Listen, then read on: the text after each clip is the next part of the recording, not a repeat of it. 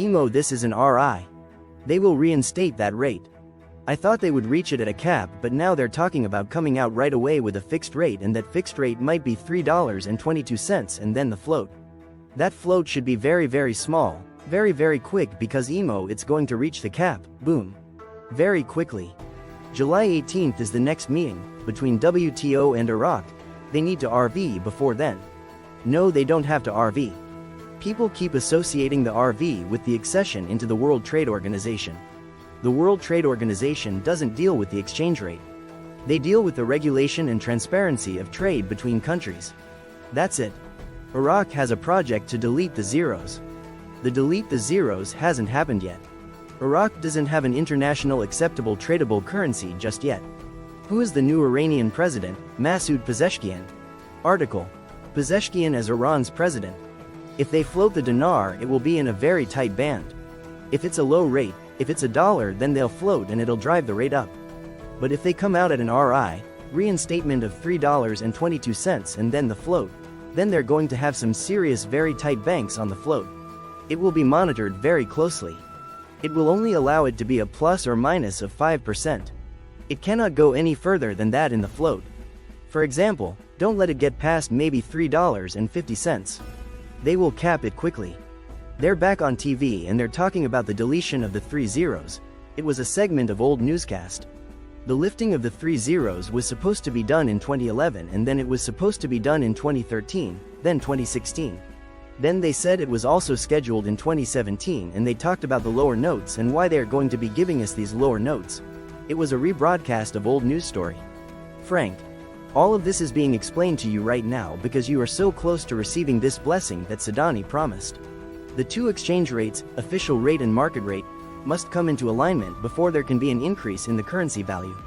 In the face of the strength of the official central exchange market, the exchange rate of the dollar to the dinar in the parallel market today in our country does not constitute any relative importance in the stability of the general level of prices.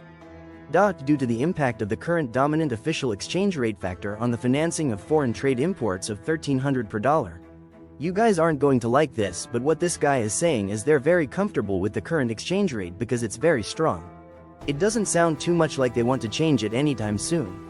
The official of the northern organizations in the Badr organization, Mohammed al-Bayadi, considered today, Sunday, that the file of scheduling the withdrawal of American forces is linked to the extent of the unity of the political and governmental decision in Iraq. Al-Bayadi said in a statement to Al-Maluma agency, the American procrastination in this file is intentional in order to remain inside Iraq for a longer period, indicating that the American side is exploiting the lack of seriousness and severity inside Iraq. He added, the withdrawal of coalition forces, including American forces, requires two things.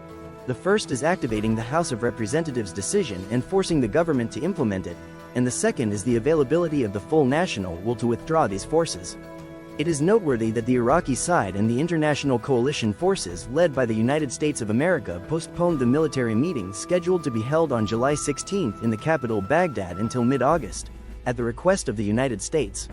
A member of the Parliamentary Legal Committee confirmed on Sunday that the General Amnesty Law needs political consensus to be approved, noting that electing a new Speaker of the House of Representatives will help activate the political agreement and focus efforts on approving the law.